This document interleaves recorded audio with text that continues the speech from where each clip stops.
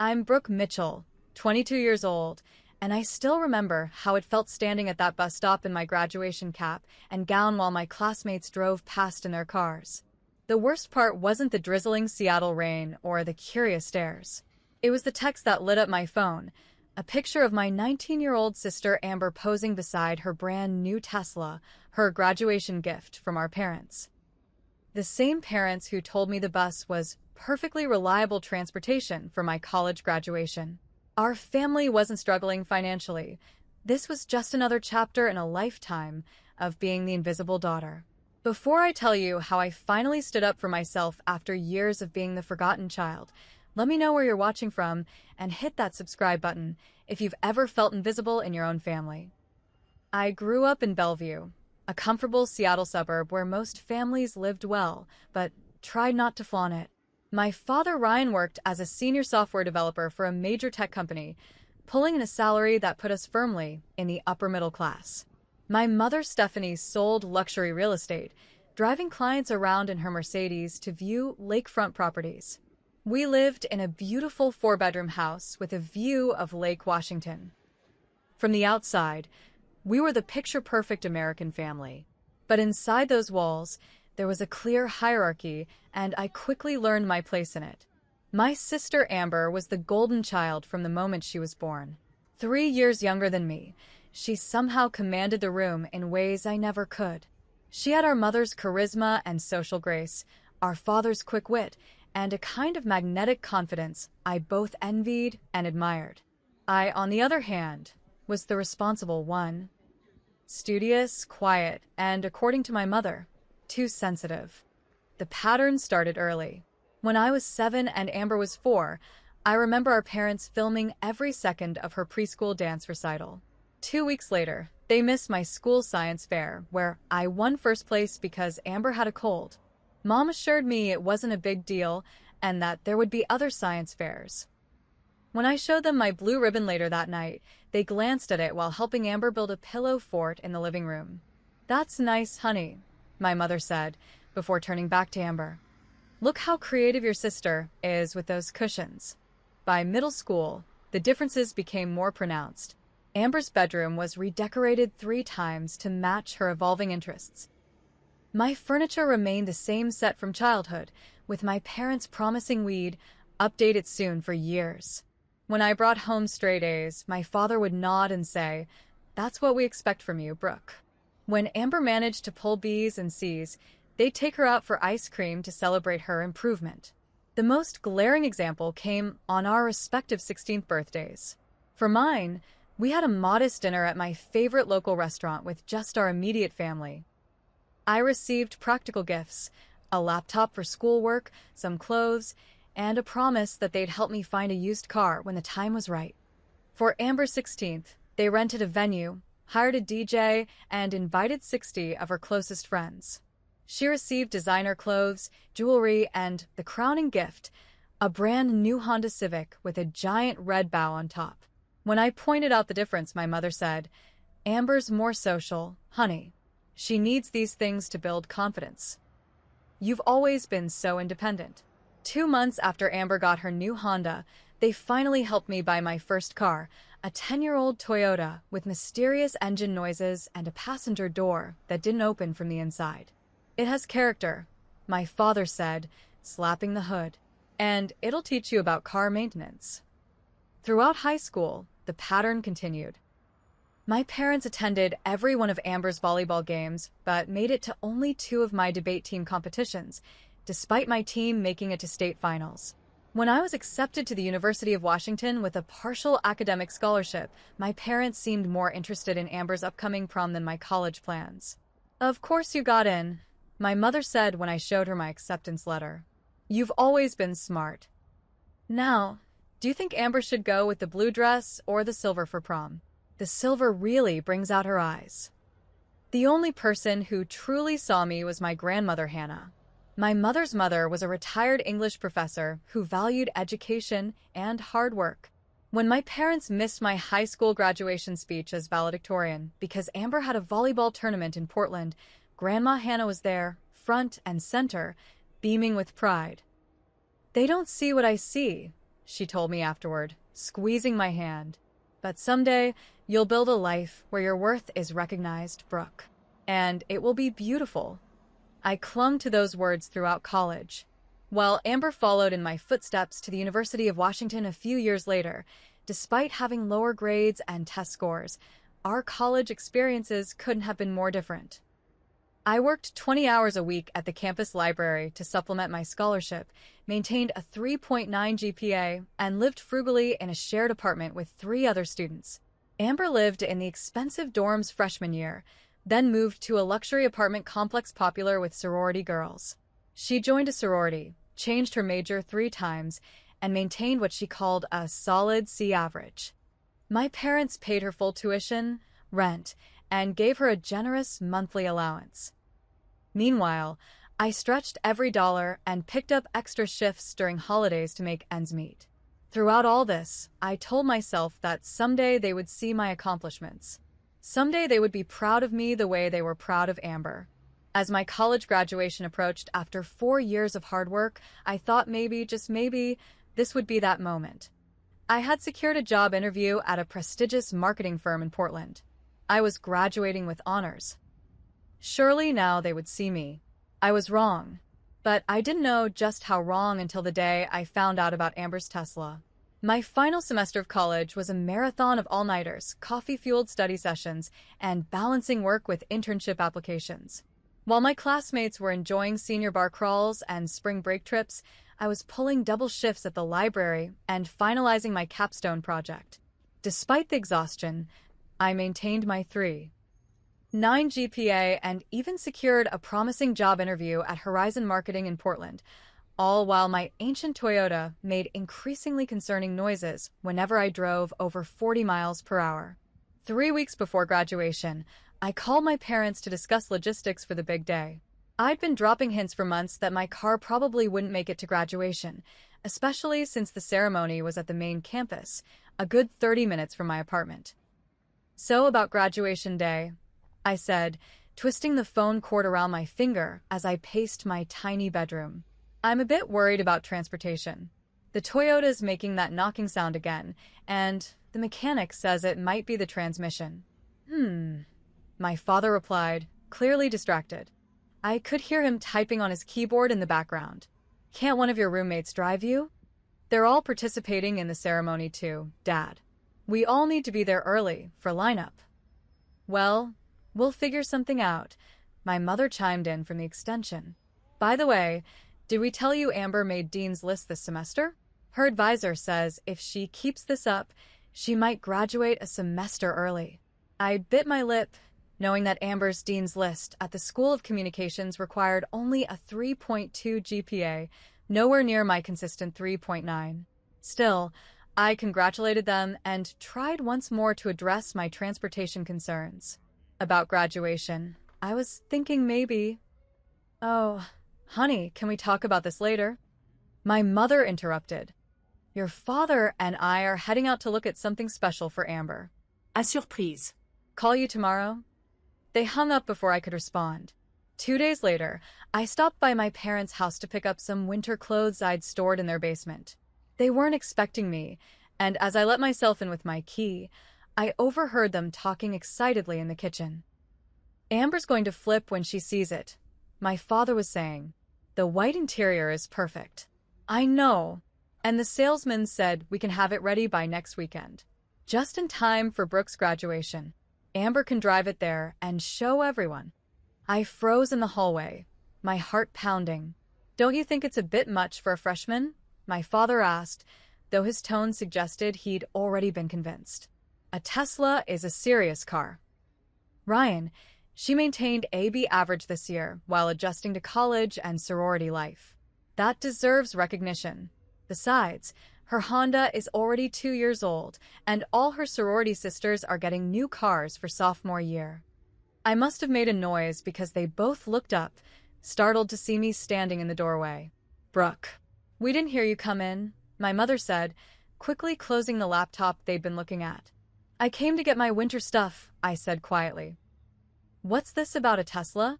Before they could answer, the front door burst open and Amber bounded in, her sorority tote bag slung over one shoulder, and her blonde hair perfectly styled despite the Seattle drizzle. Mom, Dad. Guess what? Kylie's parents got her a Range Rover for sophomore year, and it's absolutely. She stopped short when she saw me. Oh, hey, Brooke. What are you doing here? My parents exchanged a look that confirmed everything I'd overheard. My mother recovered first, her real estate smile sliding into place. Actually, we have some exciting news, she said, putting her arm around Amber. We were going to wait, but since everyone's here, Amber, honey, in recognition of your hard work this year, and since Brooke's graduating next week. My father finished for her, beaming with pride. We're getting you a Tesla Model 3, white with the premium interior package you wanted. Amber screamed and jumped up and down while I stood there, invisible once again.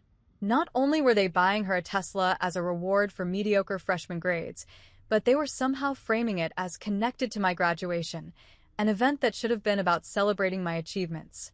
Oh my God. Are you serious? A Tesla? Taylor's going to die. Amber threw her arms around our parents, then turned to me with a smirk. See, Brooke? Some of us get cars that actually work. I opened my mouth to say something, anything, but was cut off by my mother. We're going to pick it up next Friday, and then we can all drive to Brooke's graduation in style on Saturday. I felt like I'd been punched in the stomach. Not only was my graduation being overshadowed, but they hadn't even considered how I would get to my own ceremony. I was just expected to ride along in Amber's new Tesla, like an afterthought. I mumbled something about needing to get my clothes and fled to the basement, tears burning my eyes. As I stuffed sweaters into a duffel bag, I could hear them upstairs, excitedly discussing features and color options. That night, back in my apartment, I broke down while telling my roommate Jessica what had happened. Your parents are buying your teenage sister a Tesla while you can barely afford oil changes for your death trap? Jessica was furious on my behalf. And they didn't even think about how you're getting to graduation? That's beyond messed up, Brooke. Maybe I'm overreacting, I said, wiping my eyes. They've always been this way. That doesn't make it right, Jessica insisted. You need to stand up for yourself. Tell them how you feel. What's the point? They don't hear me. They never have. Then make them hear you, Jessica said firmly. You're graduating with honors. You've worked your ass off while Amber's been partying in a sorority house on their dime. If they can't see your worth, you need to show it to them.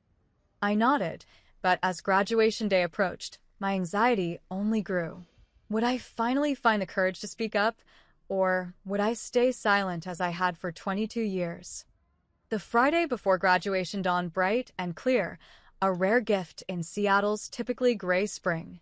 I woke up early to take my final exam in marketing analytics, the last hurdle before officially completing my degree.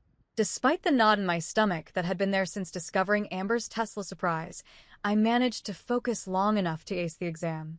Finished with flying colors, I see, Professor Wilson said as I handed in my test. Not that I'd expect anything less from you, Brooke. You've been one of my most dedicated students.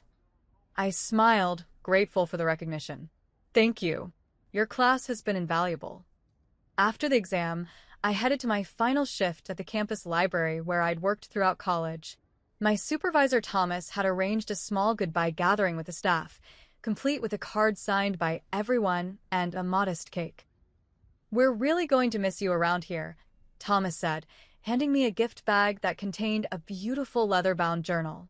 4 years without a single late arrival or missed shift. You've set the bar impossibly high for your replacement. I blinked back tears, touched by the gesture. Thank you all so much. This job has been a lifeline for me. After saying my goodbyes, I checked my phone to find 3 missed calls from my mother. I called her back as I walked to my apartment. Brooke, finally, she answered on the first ring. We're at the Tesla dealership picking up Amber's car. It's absolutely stunning. White exterior with white vegan leather interior. Premium everything. That's great. I managed, swallowing the lump in my throat. About tomorrow. Yes, that's why I'm calling, she interrupted. The ceremony starts at 1 p.m., right? We'll need to leave early to find parking. Your father thinks we should get there by 11:30 to get good seats. Mom, I said firmly, I need to be there by 10 a.m. for graduate lineup. I've been trying to talk to you about transportation all week. Oh, she paused, as if this thought hadn't occurred to her. Well, we'll be busy getting Amber's car ready for its first big drive. Can't you just take the bus? There's a direct route from your apartment to campus, isn't there? I stopped walking, stunned by her casual suggestion. You want me to take the bus to my college graduation? In my cap and gown. It's just practical, honey. Everyone else will be with us in Amber's new Tesla, and there won't be room if we need to take your grandmother too. The bus is perfectly reliable transportation. The world seemed to tilt around me. Everyone else. As if I were not part of the family. As if I were some distant acquaintance who needed to find my own way to the event. You're suggesting I ride the bus to my graduation while my younger sister drives her brand new Tesla. That you bought her for no particular milestone, to MY graduation ceremony. I couldn't keep the hurt and anger from my voice. Don't be dramatic, Brooke, my mother sighed. You've always been so independent. I thought you'd appreciate handling it yourself instead of relying on us to chauffeur you around. In the background, I could hear Amber and my father laughing about something completely oblivious to our conversation. I have to go, I said, my voice thick with unshed tears. Amber's special day is waiting. It's the practical solution, my mother repeated, either missing or ignoring my sarcasm. We'll see you at the ceremony tomorrow. Don't forget to wear that nice dress under your gown. I hung up and stood frozen on the sidewalk, people streaming past me on their way to Friday evening activities. A mixture of emotions washed over me: shock, hurt, anger, and finally, a strange sense of clarity. This was who my parents were. This had always been who they were. No achievement of mine would ever measure up to Amber's existence. I dialed my grandmother's number with shaking hands. Grandma Hannah? It's Brooke. There's my graduate. Her warm voice instantly provided comfort. Are you ready for tomorrow? They're making me take the bus, I blurted out, tears finally spilling over. To my own graduation. Because they're busy with Amber's new Tesla. There was a long pause before my grandmother spoke, her voice unusually hard. They did what? Through broken sobs, I explained everything: the Tesla, the transportation issue, years of being overlooked and undervalued. Oh, my darling girl, Grandma Hannah said when I finished. I wish I could say I'm surprised, but I've watched this pattern for too long. Your mother did the same thing to your Aunt Carol when they were growing up. What do I do? I asked, feeling like a lost child despite being a college graduate. You have two choices, she said firmly. You can either continue to accept their treatment, or you can start setting boundaries. Neither is easy, but only one leads to healing. I'm so tired of being invisible, I whispered. Then stop allowing them to look past you, she replied. But whatever you decide, know that I see you, Brooke. I've always seen you, and I am so tremendously proud of the woman you've become, with or without their recognition. After talking with my grandmother, I returned to my apartment and spent the evening preparing for graduation. I carefully ironed my graduation gown, polished my dress shoes, and set out the dress my mother had insisted I wear, a sensible navy blue number that wouldn't call attention to myself. As I hung up the gown, my phone pinged with a text from my childhood friend Mia. Can't wait to see you walk tomorrow. You've worked so hard for this. Let me know if you need anything at all. I stared at the message, grateful for the people who did value me. Perhaps that was the key, focusing on those who saw me rather than lamenting those who didn't. I set my alarm for 7 a.m., determined to get through graduation with dignity, even if it meant riding the bus in my cap and gown. Tomorrow would be my day, even if my family couldn't see that. And maybe, just maybe, it would also be the day I finally found my voice. The morning of graduation, I woke before my alarm, sunlight filtering through my thin curtains. For a brief, blissful moment, I felt only excitement. I was graduating today, the culmination of 4 years of hard work and determination. Then reality crashed back as I remembered I'd be taking the bus to my own ceremony. I checked my phone to find congratulatory texts from friends and a single message from my mother. Don't forget we're meeting by the main entrance at 12:30. Amber wants to take family photos with her new car. No, congratulations. No, we're proud of you. Just logistics centered around Amber and her Tesla. I took a deep breath and got ready, carefully doing my makeup and hair before putting on the navy dress and my honors cords. As I placed the cap on my head and looked in the mirror, I felt a surge of pride despite everything. I had done this. Me. Not my parents' money or connections, just my own hard work and persistence. My roommates had already left for the ceremony, each with their own families coming to pick them up. The apartment was quiet as I gathered my things, took one last look around, and headed out to the bus stop 3 blocks away. The Seattle morning was gray and misty, a light rain starting to fall as I walked. I clutched my cap to keep it from blowing away, already feeling droplets soaking into my gown. By the time I reached the bus stop, the rain had picked up and I huddled under the small shelter, trying to keep my graduation attire dry. A car honked as it drove past, and I looked up to see classmates from my marketing program waving from inside, their families driving them to the ceremony. I forced a smile and waved back, then turned away quickly, not wanting them to stop and ask why I was at a bus stop in my cap and gown. "Graduating today, dear?" a voice asked. I turned to see an elderly woman with kind eyes sitting on the bench, an umbrella clutched in her gnarled hands. "Yes," I replied, trying to sound cheerful. "University of Washington. And you're taking the bus?" She looked surprised. "My family had other transportation arrangements," I said diplomatically. The woman studied me for a moment, then patted the seat beside her. I'm Doris. "Sit down before you get any wetter." I sat, grateful for the company and the shelter of her large umbrella. "Let me guess," Doris said. "Family drama?" I laughed despite myself. "Is it that obvious?" "Only to someone who's been there," she replied. "I graduated from nursing school in 1962. My parents didn't come because they were attending my brother's baseball game. I took 2 buses in my white uniform and cap." "How did you handle it?" I asked, suddenly eager for her wisdom. "Not well, at first," Doris admitted. "I was angry for years, but eventually I realized that their failure to see my worth didn't diminish it. It just showed their limitations, not mine." Before I could respond, the bus arrived, its brakes squealing as it pulled up to the curb. Doris insisted I board first, and the driver smiled as he saw my graduation attire. "Congratulations," he called out, refusing my fare. "It's on me today. Consider it a graduation gift." Inside the bus, several passengers offered similar congratulations, a woman in scrubs insisting I take her seat at the front. The kindness of these strangers brought tears to my eyes, their recognition more meaningful than they could know. As the bus rumbled toward campus, my phone vibrated with a text from Amber. "OMG, the Tesla is amazing. Mom and Dad are letting me drive everyone to your thing. So excited for everyone to see it." Attached was a picture of her posing beside the gleaming white Tesla, my parents beaming proudly behind her. I turned off my phone and slipped it into my pocket, unwilling to let it spoil this moment. The bus journey brought back memories of other times I'd been overlooked.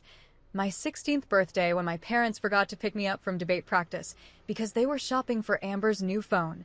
High school graduation when they arrived late and left early for Amber's dance recital. Countless achievements met with distracted acknowledgement while Amber's smallest accomplishments were celebrated lavishly. Yet amid these painful memories, I found myself thinking about Doris's words. Their failure to see my worth didn't diminish it. Perhaps it was time I truly believed that. The bus approached campus, now crowded with graduates and their families. Through the window, I could see proud parents taking photos, grandparents carrying flowers, siblings holding congratulatory signs. A lump formed in my throat, but I swallowed it down. Today was still my achievement, even if my family couldn't recognize it properly. As I prepared to exit, Doris touched my arm. "Remember, dear, family isn't always who raises you. Sometimes it's who sees you. Find those people and keep them close. I thanked her, oddly moved by this brief encounter with a stranger who somehow understood exactly what I needed to hear. Stepping off the bus, I spotted Jessica waiting by the campus entrance, scanning the crowd. "Brooke," she called, rushing over. "I was worried you wouldn't make it. Did you really take the bus? In your gown?" "Family tradition," I said wryly, straightening my slightly damp cap. Jessica's expression darkened. "They really made you bus it while they're parading around in a brand new Tesla? That's beyond messed up." "It's fine," I said automatically, then corrected myself. "Actually, no. It's not fine. But I'm not going to let it ruin today. That's my girl." Jessica linked her arm through mine. "And just so you know, my parents want to take us both out for dinner after the ceremony. They insist." I felt a rush of gratitude for Jessica and her family, who had always made me feel welcome. "I'd like that." As we walked toward the graduate assembly area, I felt simultaneously drained and determined. The bus ride had given me time to reflect on years of inequality and overlooked achievements, but it had also shown me the kindness of strangers and reminded me that I wasn't alone, even if my own family couldn't see me clearly. "Ready to graduate?" Jessica asked as we approached the sea of black gowns and caps. "More than ready," I replied, squaring my shoulders. "It's time." The graduate assembly area buzzed with excitement as hundreds of soon-to-be alumni adjusted their caps, straightened their honors cords, and took selfies with friends. I lined up with the other marketing majors, trying to focus on the momentous occasion rather than my family situation. "Where are your folks?" asked Tyler, a classmate I'd worked with on several group projects. "My family's been texting me nonstop trying to find the right entrance." "They're coming separately," I said vaguely, adjusting my cap. "Mine too," added Zoe, another marketing major. "My parents are divorced and insisting on sitting on opposite sides of the auditorium." Everyone laughed, sharing stories of overeager parents and family quirks. I smiled along, but remained quiet, not wanting to explain that my family was late because they were showing off my sister's new Tesla, a gift they'd given her instead of helping me get to my own graduation. Through the windows of the assembly hall, I could see families streaming toward the main auditorium. My phone buzzed with a text from my mother. "Where should we park the Tesla? Is there special graduation parking?" I didn't bother responding. Let them figure it out themselves for once. As we lined up alphabetically for the procession, I caught sight of my family finally arriving, 20 minutes late, making a scene as they entered. Amber led the way in a tight white dress that matched her new car, my parents following behind her like attendants rather than the other way around. Several heads turned to watch their entrance, exactly the kind of attention Amber thrived on. The ceremony began with pomp and circumstance, playing as we marched into the auditorium. Despite everything, I felt a swell of emotion as I entered, the culmination of years of hard work embodied in this moment. The university president welcomed everyone, then introduced the commencement speaker, Dr. Eliza Chun, a renowned marketing executive and UW alumna.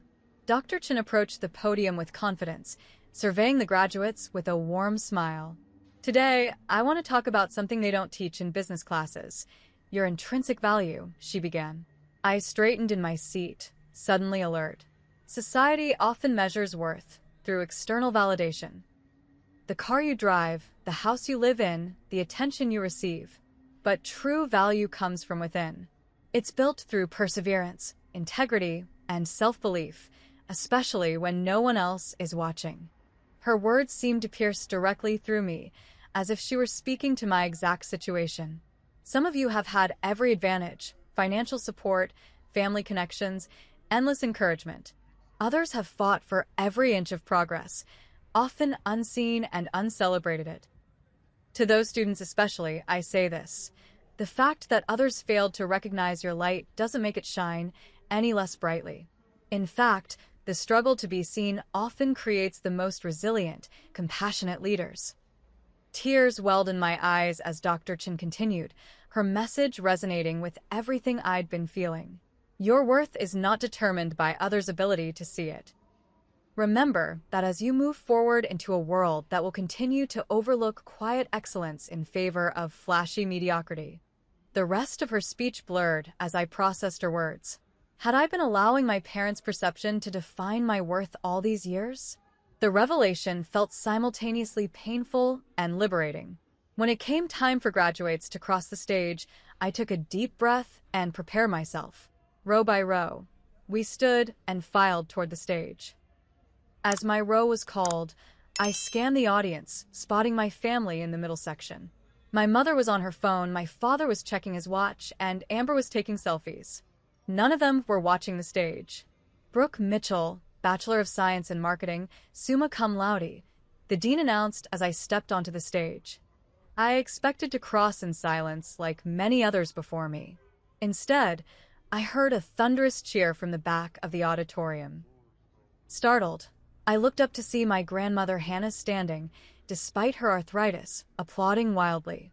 Beside her were Jessica's parents and several of my library coworkers, including Thomas. They held up a banner. "Congratulations, Brooke. We see you." Emotion overwhelmed me as I accepted my diploma, tears flowing freely now. These people, some related by blood, others by circumstance, had made the effort to be here fully present for me. They saw me. They celebrated me. And in that moment, it was enough. As I returned to my seat, I glanced at my family.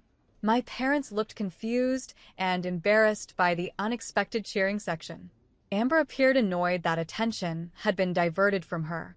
For once, I didn't care about their reactions. After the ceremony, graduates flooded into the courtyard to meet their families.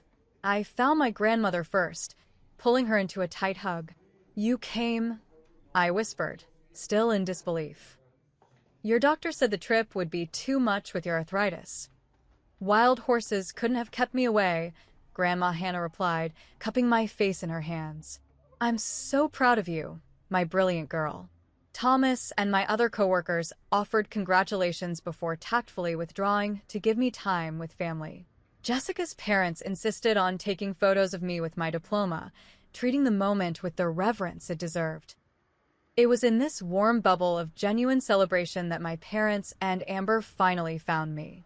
"There you are," my mother exclaimed, as if I'd been the one who was difficult to locate. "We've been looking everywhere. Who are all those people cheering for you?" It was a bit much, don't you think? "Those were people who wanted to celebrate with me," I said simply. "Well, we need to take family photos by Amber's new car before the parking fee increases," my father said, checking his watch again. "The Tesla is parked in the VIP section. Had to pay extra, but worth it for the statement it makes." "Seriously, Brooke, wait until you see it," Amber gushed, completely oblivious to the significance of the day. "The interior is amazing. Everyone's been stopping to look at it. Some guy even asked if I was a professional model doing a Tesla promotion." Something inside me finally snapped, quietly, definitively. For years of working myself to exhaustion. For years of maintaining near-perfect grades while working part-time. For years of watching my sister get everything handed to her while I struggled. And now, on what should have been my day, they couldn't even pretend to care about my achievement. "No," I said, the word coming out clear and firm. "No what?" my mother asked, already turning toward the parking lot. "No, I will not take family photos by Amber's Tesla on my graduation day." My father frowned. "Don't be difficult, Brooke. It's just a few pictures." "It's never just been about pictures," I said, my voice gaining strength. "It's about a lifetime of being treated as less than. It's about you buying my teenage sister a luxury car while making me take the bus to my own graduation. It's about showing up late to my ceremony because you were too busy fawning over Amber and her new toy." "That's not fair," my mother protested, looking around nervously as nearby families glanced our way. "We've always supported you. Have you?" I asked, surprising myself with my calm. "When was the last time you attended any event that mattered to me without checking your watch or leaving early for something of Amber's? When have you ever celebrated my achievements with even half the enthusiasm you show for her mediocre ones?" "I got good grades this year," Amber interjected, indignant. You got C's with a few B's at a university Dad's donations helped you get into, while living in a luxury apartment they pay for, with a monthly allowance that exceeds what I make working 20 hours a week, I replied. And for that, you got a Tesla. I graduated summa cum laude while working throughout college, and I got a bus ticket. My father's face reddened. That's completely different. Amber needs more support. You've always been independent.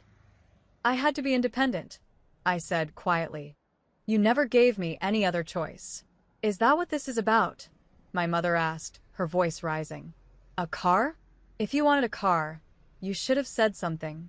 This isn't about the car, my grandmother interjected, stepping forward.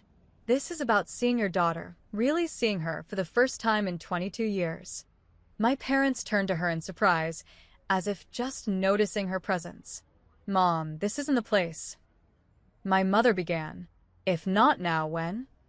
Grandma Hannah interrupted. I've watched this pattern for decades. Carol was treated the same way you treat Brooke, invisible unless performing some service for the family. And now you're continuing the cycle with your own daughters. My mother paled at the mention of her sister, my Aunt Carol, who had limited contact with the family. Brooke has worked harder than anyone I know, my grandmother continued. She deserved to have her parents drive her to graduation, at minimum. She deserved celebration, recognition, and respect, not to be an afterthought to Amber's new car. A small crowd had gathered, watching the drama unfold. I felt a hand slip into mine and turned to see Jessica standing beside me in silent support. I need to go, I said, suddenly exhausted by the confrontation.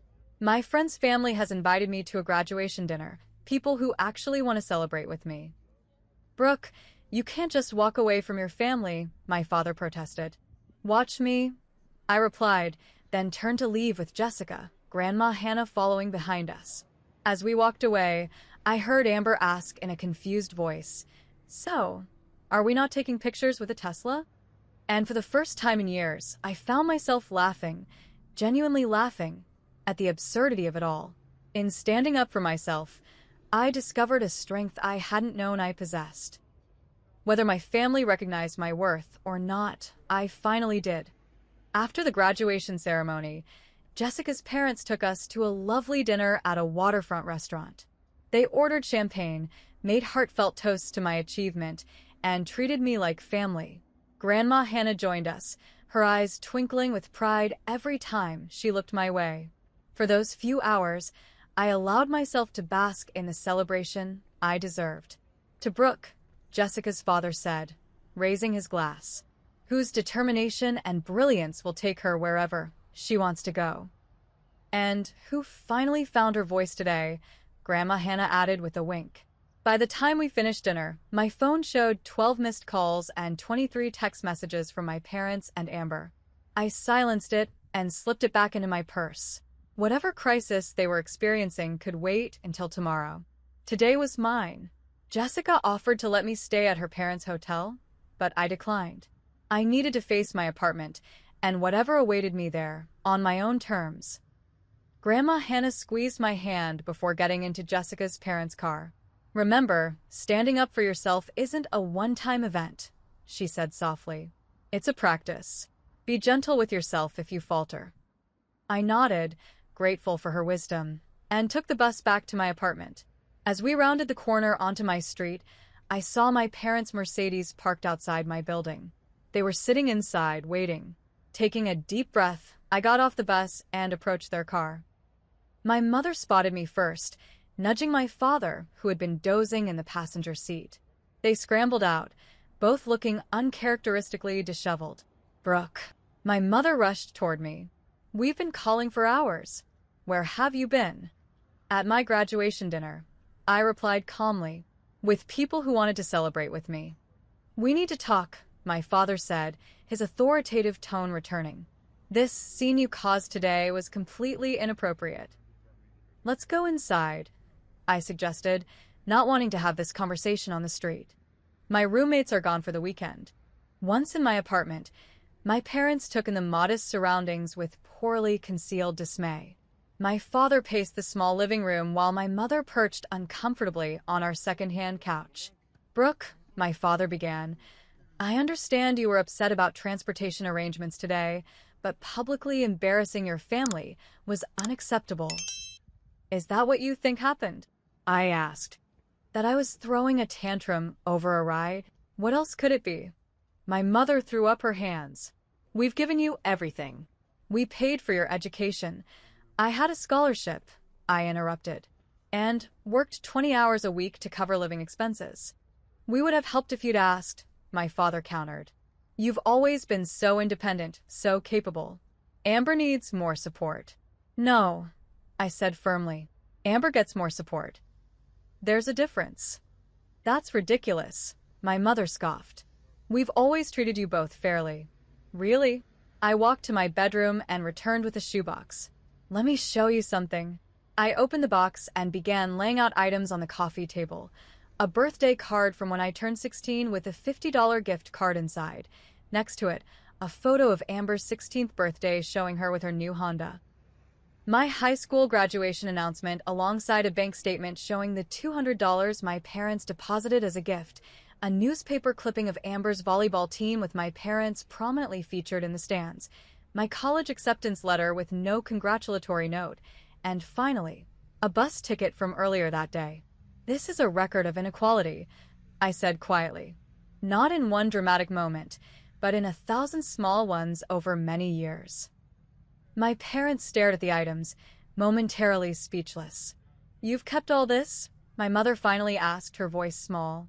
Not to throw it in your faces someday, I explained, but to remind myself that I wasn't imagining things, that the difference in how you treated us was real. Before they could respond, there was a knock at the door. I opened it to find Grandma Hannah, who must have taken a taxi from her hotel. I thought you might need reinforcements, she said, stepping inside. Her eyes narrowed when she saw my parents. I see the conversation has started. Mom, this isn't your business, my mother began. When my granddaughter takes a bus to her college graduation while you parade around with Amber in a brand new Tesla, it becomes my business, Grandma Hannah replied sharply. Stephanie, you're repeating exactly what your father did to you and Carol. My mother flinched at the comparison. That's completely different. Is it? Grandma Hannah asked. Your father favored you because you were outgoing and charming like him. You favor Amber for the same reason. Carol was studious and quiet, like Brooke. You resented how your father treated Carol, yet here you are, doing the same thing to your own daughter. A heavy silence fell over the room. My father, who had been defensive throughout, finally spoke. Brooke has always seemed fine, he said, but his voice lacked conviction. She never complained. She shouldn't have to complain to be treated equally, Grandma Hannah pointed out. I thought. My mother began, then stopped, staring at the items on the table. I thought because you were successful on your own, you didn't need as much from us. I thought we were giving you space to be independent. I needed parents, I said simply, not space. My father ran his hand through his hair, looking genuinely troubled for the first time. The Tesla was excessive, wasn't it? Even for Amber. It's not just about the Tesla, I said. Though making me take the bus to graduation while buying her a luxury car certainly brought everything into focus. What do you want from us now? My mother asked, and I was surprised to see tears in her eyes. How do we fix this? I don't know if you can fix 22 years of inequality overnight, I admitted, but acknowledging it is a start, and understanding that going forward, our relationship will have boundaries. Boundaries? My father looked alarmed. What does that mean? It means I won't accept being treated as less than Amber anymore. It means I'll call out favoritism when I see it. And it means I might need distance sometimes to protect myself. My parents exchanged worried glances. This was new territory for all of us. I've accepted a job interview in Portland next week, I continued. If I get it, I'll be moving. Not to punish you, but because I need a fresh start. Portland, my mother repeated. But that's 3 hours away. 3 hours is nothing if you actually want to visit, I pointed out. And there are these amazing inventions called phones that work across state lines. My father almost smiled at that. You've really thought this through. I've had years to think about it, I replied. I just never had the courage to say it out loud. We talked for another hour, moving through decades of hurt and misunderstanding. There were no perfect resolutions, no tearful group hugs like in the movies. My parents didn't suddenly transform into the perfectly supportive mother and father I'd always wanted. But there was something new in the way they listened, really listened, perhaps for the first time. As they prepared to leave, my mother hesitated at the door. "I never meant to make you feel less loved," she said softly. I think I saw too much of myself in Amber and too much of Carol in you. And I projected all my complicated feelings onto that. I know you didn't do it maliciously, I acknowledged. But impact matters more than intent.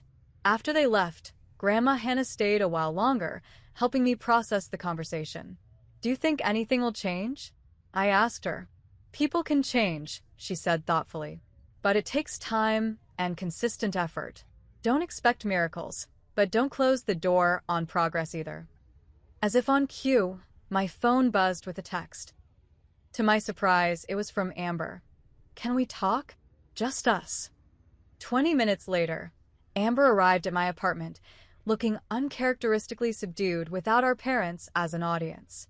I heard everything, she admitted, sitting across from me at my small kitchen table. I was waiting in the car, but then I followed Mom and Dad up. I stood in the hallway listening. And I prompted when she fell silent.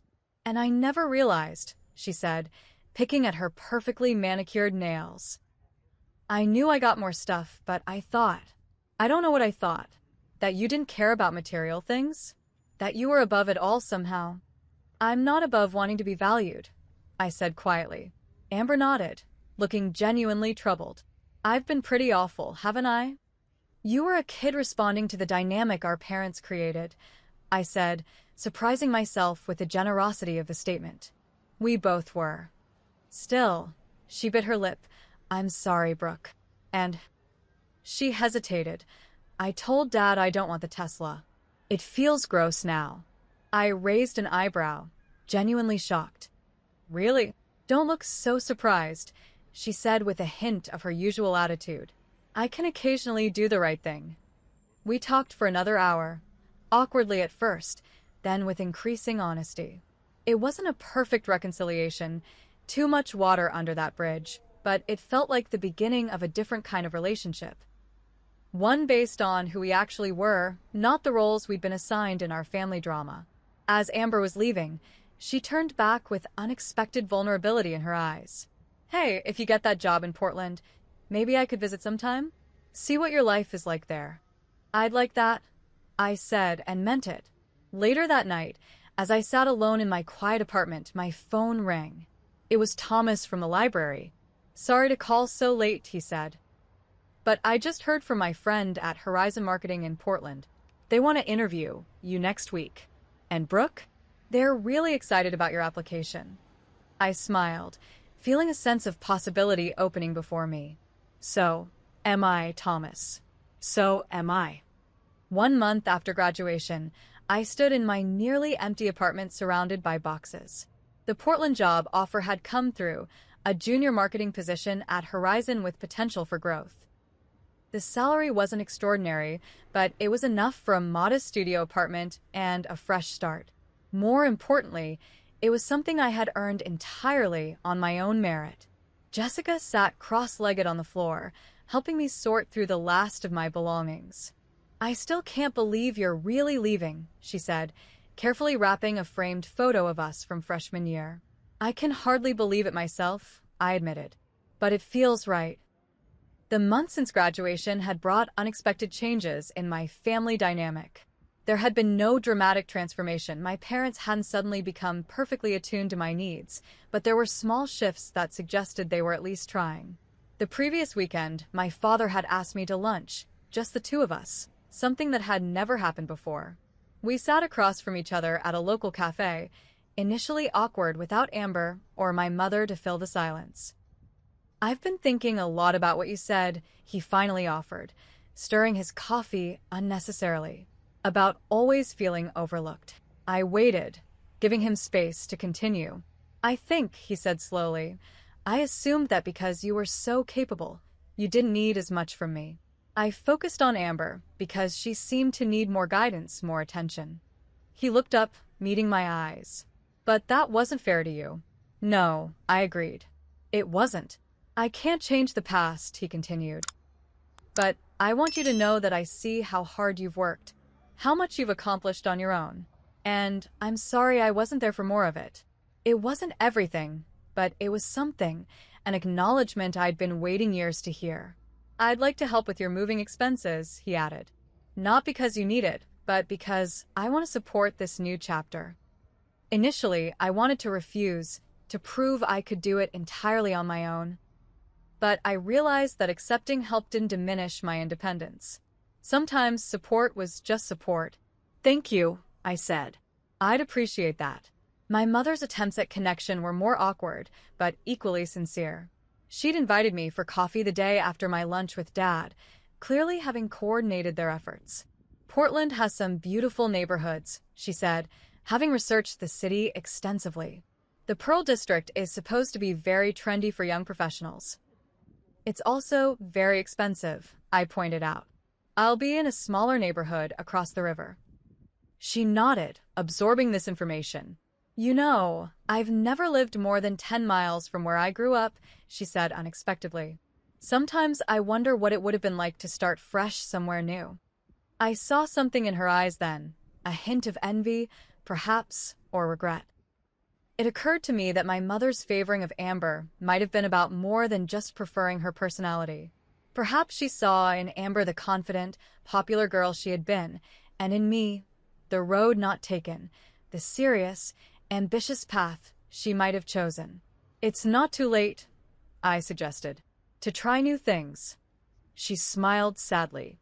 Some roads close behind you, but I'm proud that you're taking yours. The word proud hung between us, unfamiliar but welcome.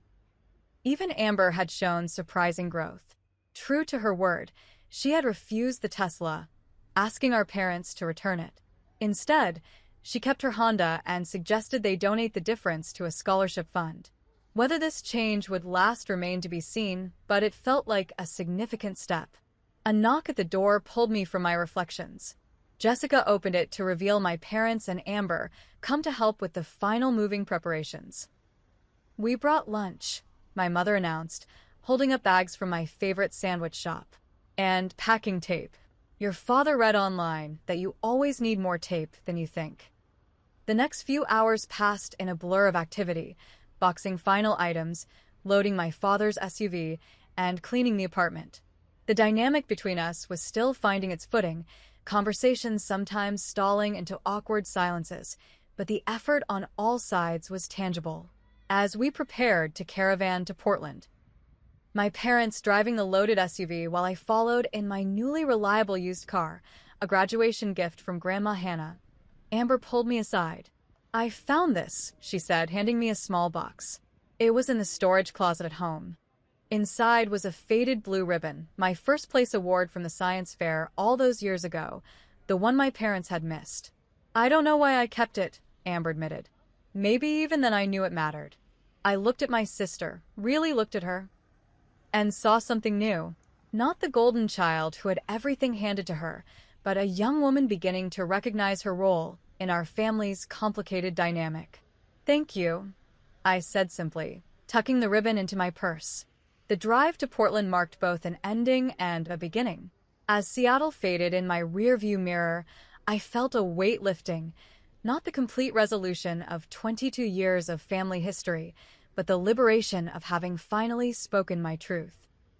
My new apartment was tiny but mine, a clean slate in a city where no one knew me as Amber's sister or the responsible one. As my parents helped carry boxes up 3 flights of stairs, I watched them taking in the modest space with new eyes, not judging, but seeing my choice as valid on its own terms. After everything was unloaded, we stood awkwardly in the small living area, the moment of departure hanging between us. Well, my father said, jingling his car keys. I guess we should hit the road if we want to make it back before dark. Thank you, I said, for helping with the move. Of course, my mother replied. That's what family does. The phrase struck me as both ironic and hopeful, a statement of what should have been all along, and perhaps what could be going forward. As they prepared to leave, my mother hesitated, then pulled me into a hug tighter and longer than any I could remember. "I'm so proud of you, Brooke," she whispered. I should have said that more often. After they left, I stood alone in my new apartment, surrounded by boxes yet to be unpacked and a future yet to be written. The journey from invisibility to empowerment wasn't complete. Such transformations never are, but I had taken the crucial first step of recognizing my own worth, regardless of whether others could see it. My phone pinged with a text from Grandma Hannah. "How does it feel to be exactly where you're meant to be?" I smiled, looking out the window at my new city stretching before me. "Like the beginning of something important," I typed back. The bus ride to graduation had been painful, but perhaps necessary, the final indignity that pushed me to claim my voice and my value. In the end, the greatest graduation gift wasn't a car, or even recognition from my parents. It was the discovery that I could stand in my own light, create my own celebrations, and build a life that honored my worth, whether others recognized it or not. As I unpacked my first box, I came across the journal Thomas and my library coworkers had given me, opening it to find a quote they had inscribed on the first page. "Your worth is not determined by others' ability to see it." I ran my fingers over the words, thinking of Dr. Chen's commencement speech, Doris on the bus, Grandma Hannah's unwavering support, and all the people who had seen me clearly when my own family couldn't. Have you ever had to stand up for yourself when it felt like no one else would? Or found yourself taking the bus while someone else got the Tesla? I'd love to hear your stories in the comments below. Don't forget to like this video if it resonated with you, subscribe for more real-life stories, and share with someone who might need a reminder of their own worth. Remember, sometimes the most important journeys start with a single bus ride or a single moment of standing in your truth. Thank you for listening, and until next time, keep shining your light, even when others don't see it.